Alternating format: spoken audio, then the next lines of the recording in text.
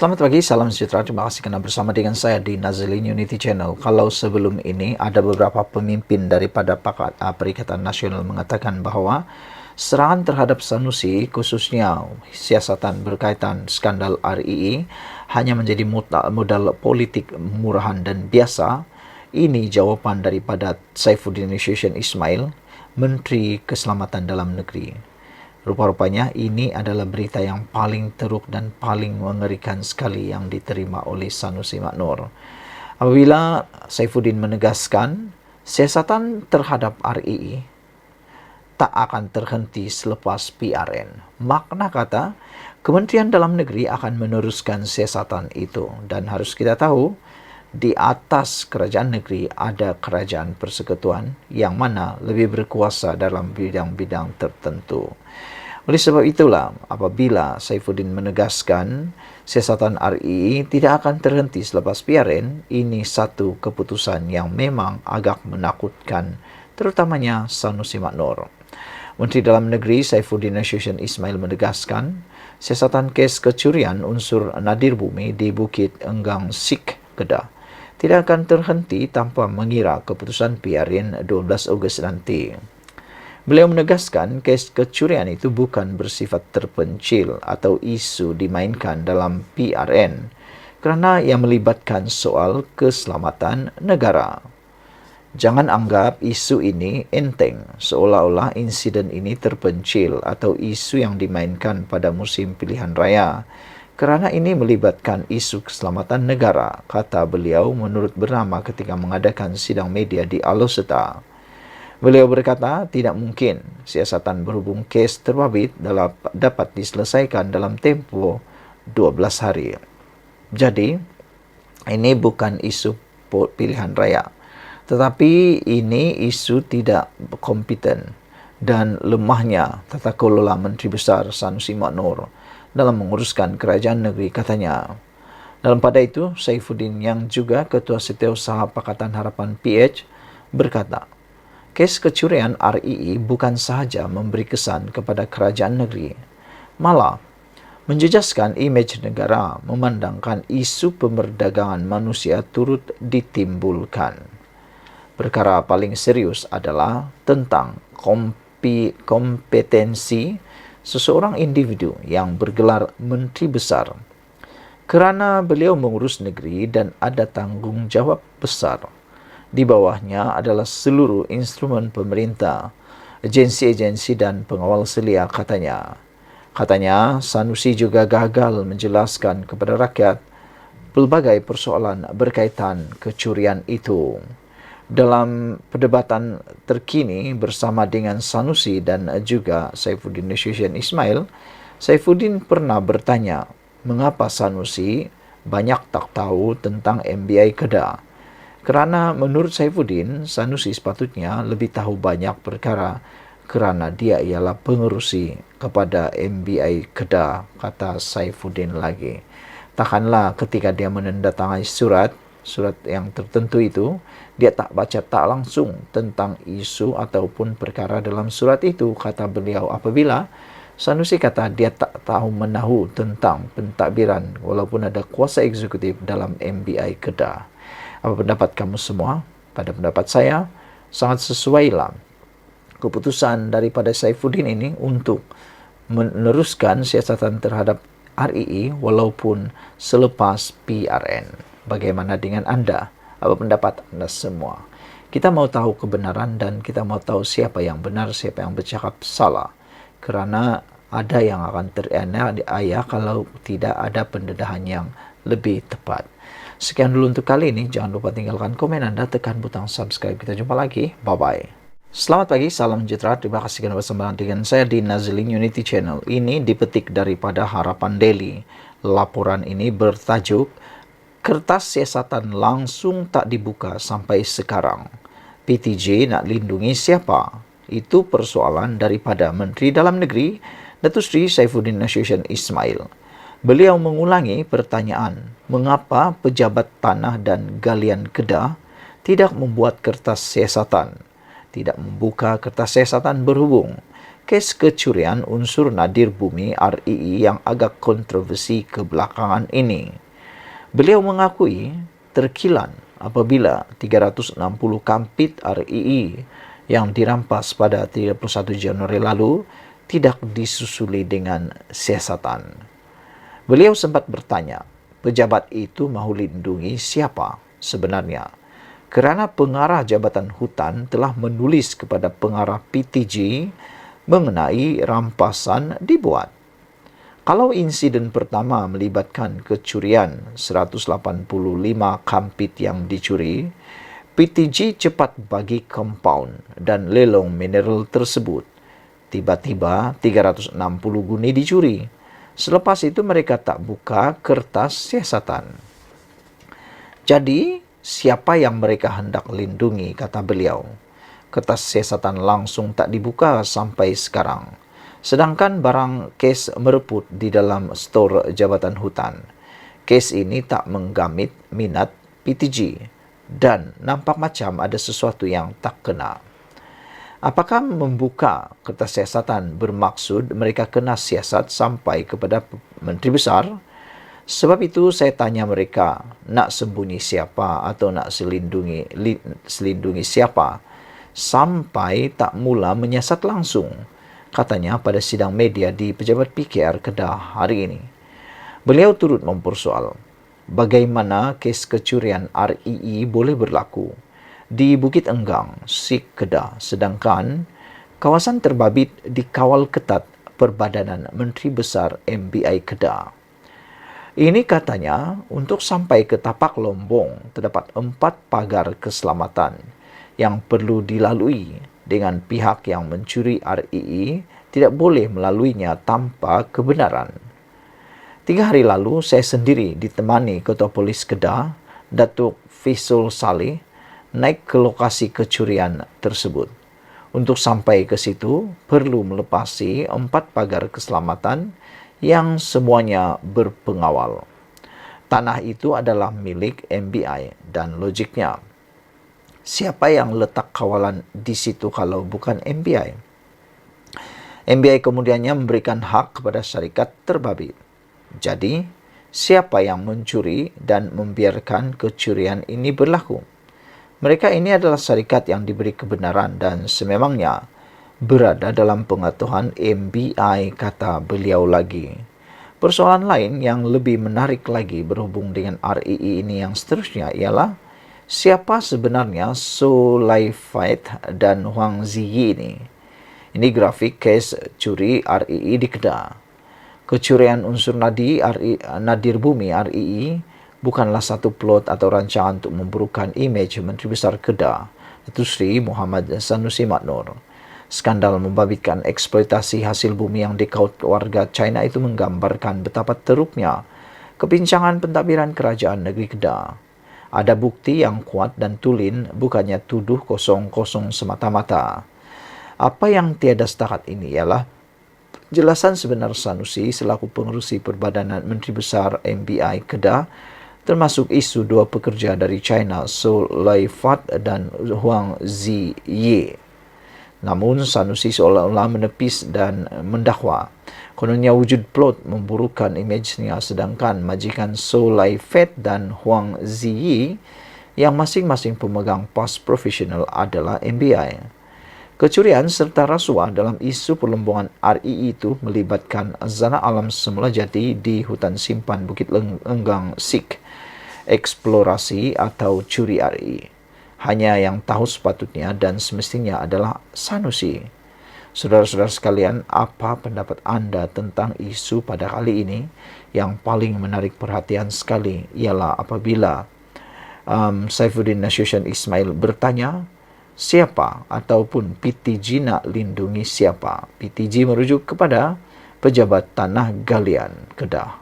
Sekian dulu, tinggalkan komen anda, tekan butang subscribe. Kita jumpa lagi, bye-bye.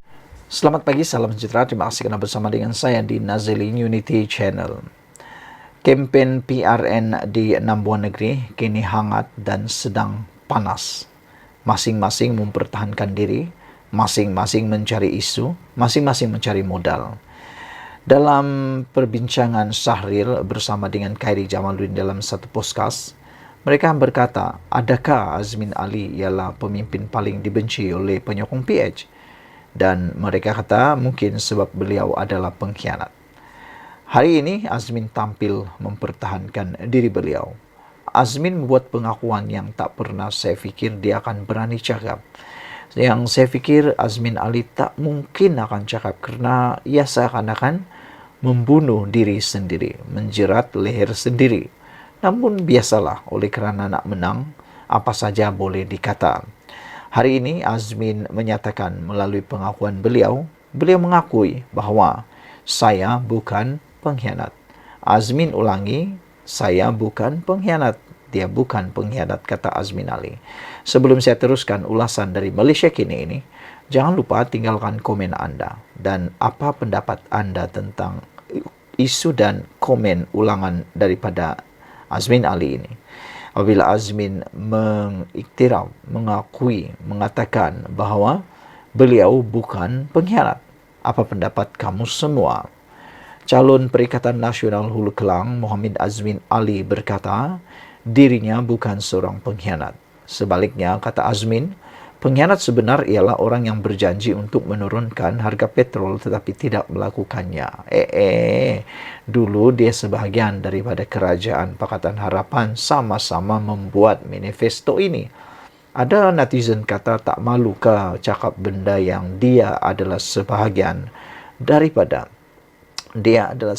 daripada orang yang membuat manifesto tersebut, kata mereka.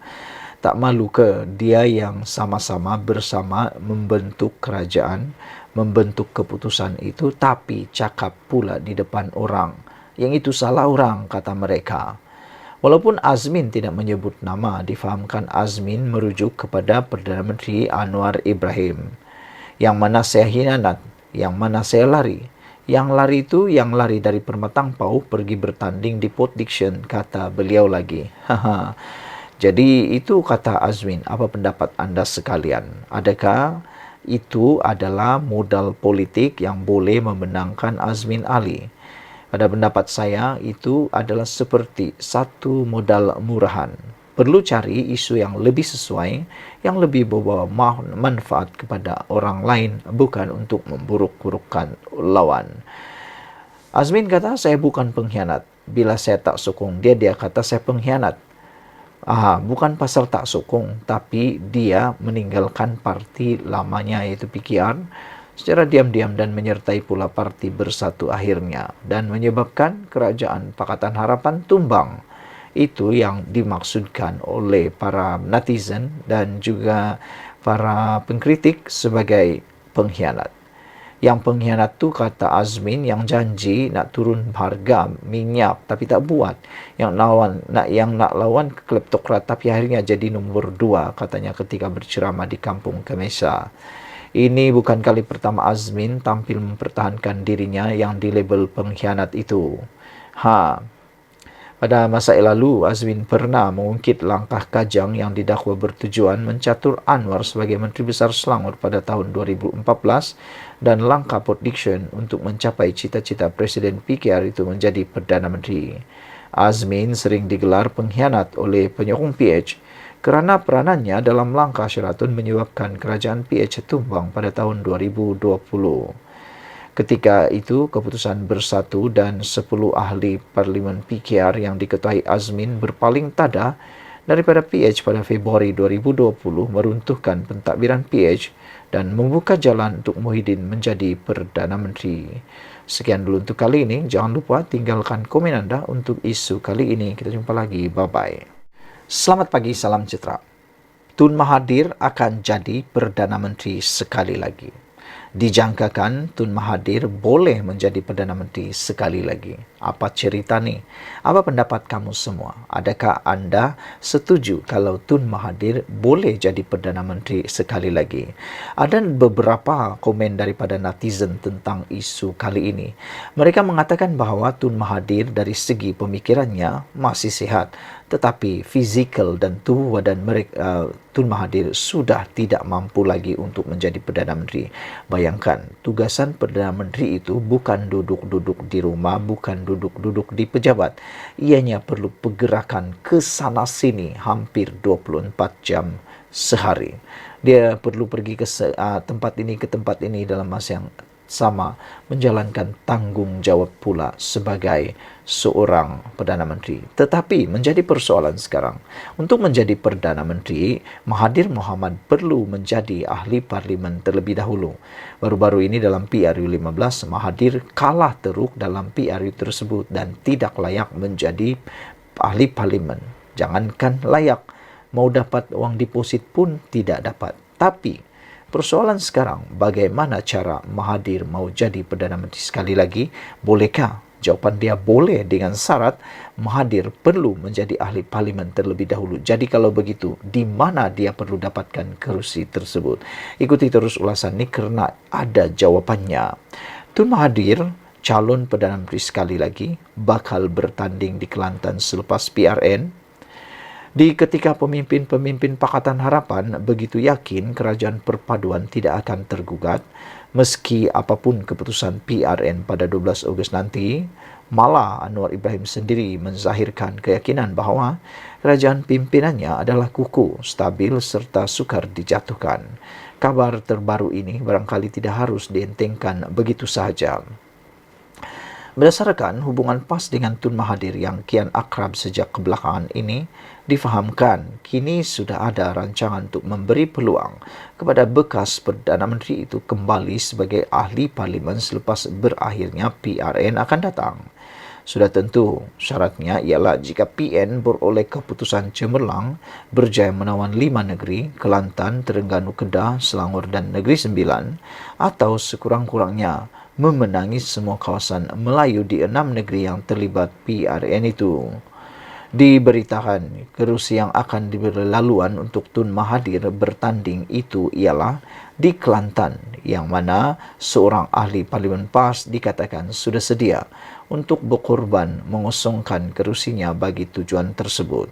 Langkah tersebut adalah menyamai seperti mana dilakukan ahli parlimen Port Dickson sebelum ini, Daniel Balagogal Abdullah, yang mengusungkan kerusinya untuk memberi laluan kepada Anwar bertanding pada tahun 2018 lalu. Jika Anwar diberi peluang menjadi ahli parlimen itu, dengan tujuan untuk menjadi Perdana Menteri, memberi laluan kepada Tun Mahathir juga adalah dengan maksud yang sama. Tindakan PAS memberi laluan untuk Tun Mahathir bergelar ahli parlimen Kelantan itu adalah semata-mata untuk memungkinkan lagi Anwar dapat dijatuhkan.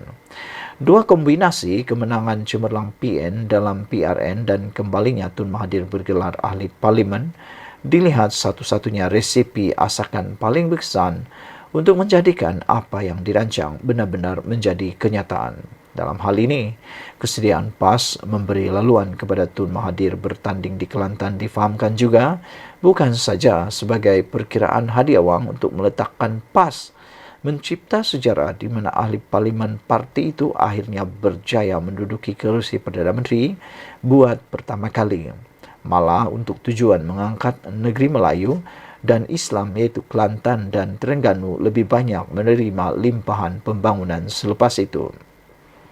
Selain itu, di sebalik gegak gempita yang berterusan mahu menjatuhkan kerajaan, PAS juga dikatakan menyedari bahawa PN tiada calon Perdana Menteri yang benar-benar berwibawa bagi menggantikan Anwar.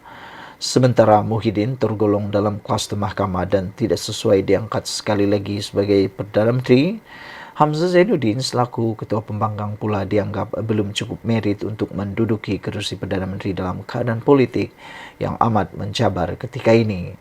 PAS melihat hanya Tun Mahathir yang sesuai dalam menerajui gerakan menumbangkan Anwar dan seterusnya mengambil alih kerusi Perdana Menteri serta menerajui negara.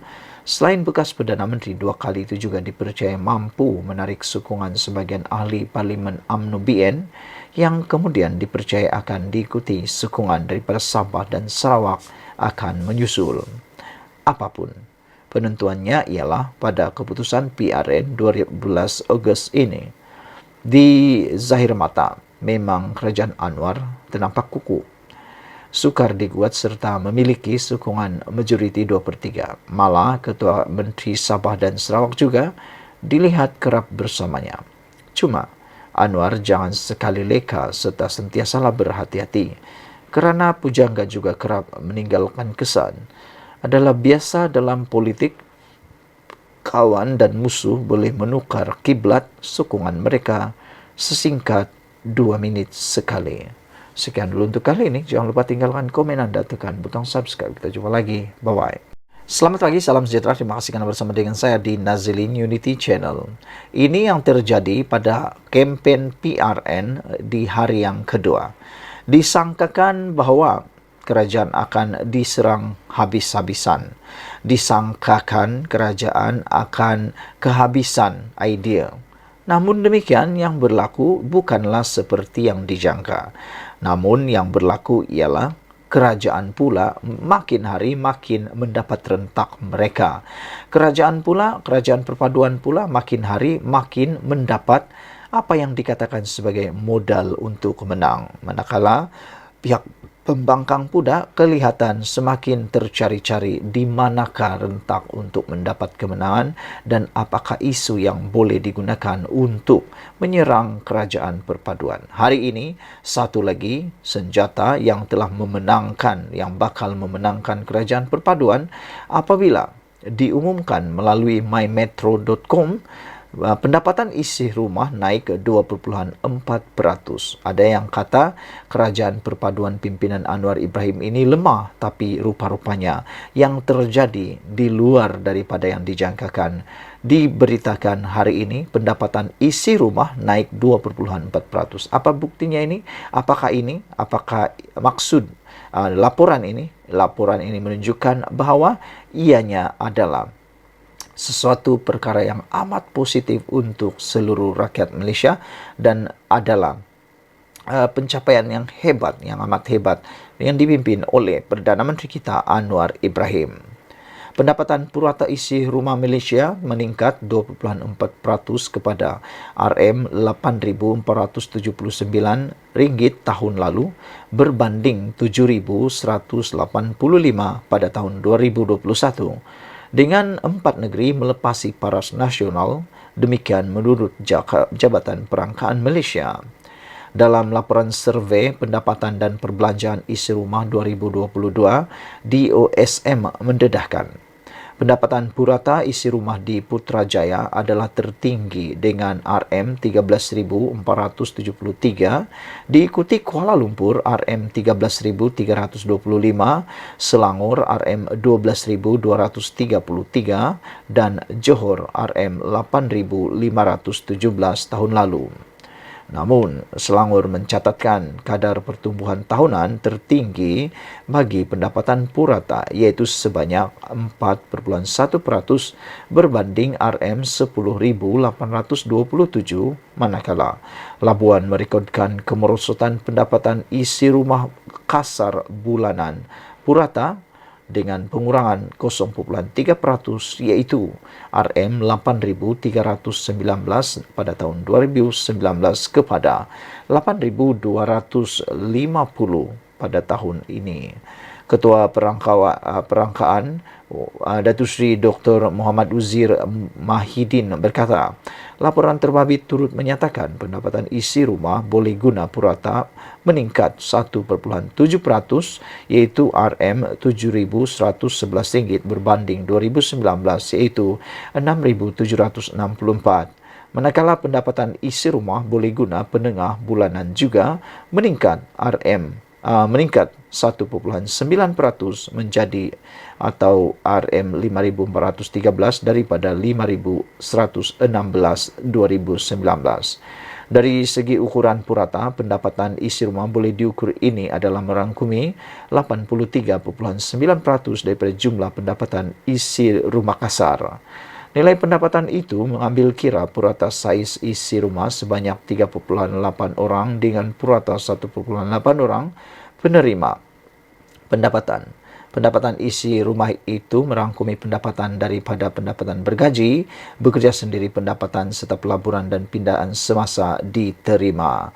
Saudara-saudara sekalian, ini sesuatu yang amat menarik perhatian kita apabila dalam pada itu insiden kemiskinan mutlak mencatat kemerosotan kepada 6.2% tahun lalu berbanding 8.2% pada tahun 2021 dan 8.4% ketika pandemik COVID-19 melanda. Muhammad Uzir berkata bilangan isi rumah miskin Tegar yang berpendapatan di bawah RM1.198 pula menurun kepada 0.2% berbanding 0.4% pada tahun 2019. Insiden kemiskinan mutlak pada tahun 2022 membabitkan anggaran 487.576 isi rumah. Insiden kemiskinan di bandar meningkat daripada 3.9% pada tahun 2019 kepada 4.5% pada tahun 2022, manakala bagi kawasan di luar bandar pula mencatatkan penurunan daripada 12.4% kepada 12.0% dalam tempoh yang sama, katanya lagi. Sekian dulu untuk kali ini. Jangan lupa tinggalkan komen Anda, tekan butang subscribe. Kita jumpa lagi. Bye-bye. Selamat pagi, salam sejahtera. Terima kasih kerana bersama dengan saya di Nazilin Unity Channel. Masih lagi dalam siri pendedahan untuk Sanusi menentang Saifuddin Nasution Ismail dalam isu berkaitan REE, perlombongan nadir bumi secara haram di Kedah. Saifuddin hari ini menyatakan dia anggap peluru besar walhal peluru kapur meriam bulu saja, kata Saifuddin. Alusta Menteri Dalam Negeri Datuk Seri Saifuddin Nasution Ismail menjelaskan lawatannya ke Langkawi Jumaat lalu adalah atas urusan rasmi bagi mendengar taklimat daripada agensi keselamatan. Katanya, sebagai anggota pentadbiran kerajaan yang menjaga portfolio keselamatan, beliau perlu diiringi sejumlah pegawai keselamatan dan perlu menginap di hotel bersamanya.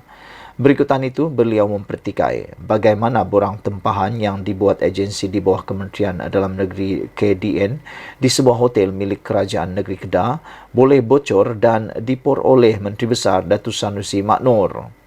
Kunjungan rasmi saya ke Langkawi bersama Ketua Polis Negeri untuk diberikan taklimat oleh Ketua Polis Daerah mengenai persiapan Ibu Pejabat Daerah IPD Langkawi menguruskan hari penamaan calon. Sudah tentu saya pergi atas urusan rasmi sebagai Menteri Dalam Negeri. Bila saya bergerak sebagai Menteri, saya diiringi beberapa pegawai keselamatan. Kalau saya memilih menginap di sana, sudah tentu mereka pegawai keselamatan disediakan bilik. Kebetulan hotel yang saya pergi milik Kerajaan Negeri Kedah. Jadi borang tempahan bilik saya bocor. Kita maklum pada hotel apabila saya dan Ketua Polis Negeri menginap di situ, ia bukan berkaitan Saifuddin sahaja. Kerana saya adalah anggota pentadbiran yang memegang portfolio keselamatan, katanya pada sidang media di Pejabat PKR Kedah hari ini. Saifuddin berkata, tidak timbul isu beliau menyalahguna agensi kerajaan untuk berkempen pada pilihan rakyat negeri seperti yang didakwa Muhammad Sanusi semalam. Katanya, beliau turut kesal dengan tindakan memuat naik dokumen tempahan yang dibuat Kementerian Dalam Negeri di laman sosial Muhammad Sanusi sehingga menimbulkan pelbagai reaksi. Kalau hotel dengan mudah membocorkan borang tempahan, tak bagus untuk perniagaan hotel itu. Masa depan nanti jika ada orang menteri besar tak setuju atau tak suka, pihak hotel akan terus bagi dokumen begitu saja. Itu menunjukkan betapa lemahnya isu tata kelola. Bukan sahaja Menteri Besar, tapi termasuk anak syarikat kerajaan negeri yang ada hotel tak faham etika, kata beliau lagi. Kerana itu, Menteri Besar terus letak dokumen di Facebook dia dan anggap ini peluru besar, walhal peluru kapur meriam bulu, kata beliau. Tindakan meletakkan dokumen itu dianggap mungkin dirasakan oleh admin Facebook Sanusi, dirasakan mungkin boleh menyerang Saifuddin Nasution, tetapi sebaliknya Saifuddin Nasution berjaya menggunakan isu itu untuk menembak semula hotel, pengurusan hotel dan juga Sanusi. Apa yang digunakan oleh Sanusi akhirnya menjadi peluru kembali semula kepada beliau. Pertama, bagaimana hotel itu boleh membocorkan maklumat. dan ini pasti akan menimbulkan kerugian kepada hotel itu sendiri. Tak terfikirkah oleh Sanusi bahwa hotel tersebut kini dalam masalah yang besar kerana tindakan membocorkan maklumat pelanggan adalah menyalahi undang-undang, dan ia pasti boleh menyebabkan kalau nak disaman, boleh disaman. Jadi adakah Sanusi terfikir itu? Yang seterusnya ialah itu menunjukkan juga kelemahan tata kelola Sanusi, kata Saifuddin lagi. Menurut Saifuddin, bila tempahan dibuat agensi di bawah saya, dianggap menyalahgunakan, sedangkan selain taklimat polis, saya juga diberikan taklimat Jabatan Immigration supaya kunjungan saya menjadi lebih produktif, katanya. Semalam, Muhammad Sanusi mendedahkan dokumen tempahan 15 bilik di sebuah hotel dipercayai di Kuah dengan bayaran dibuat Jabatan Immigration Malaysia. Sekian dulu untuk kali ini. Jangan lupa tinggalkan komen anda, tekan butang subscribe. Kita jumpa lagi. Bye-bye.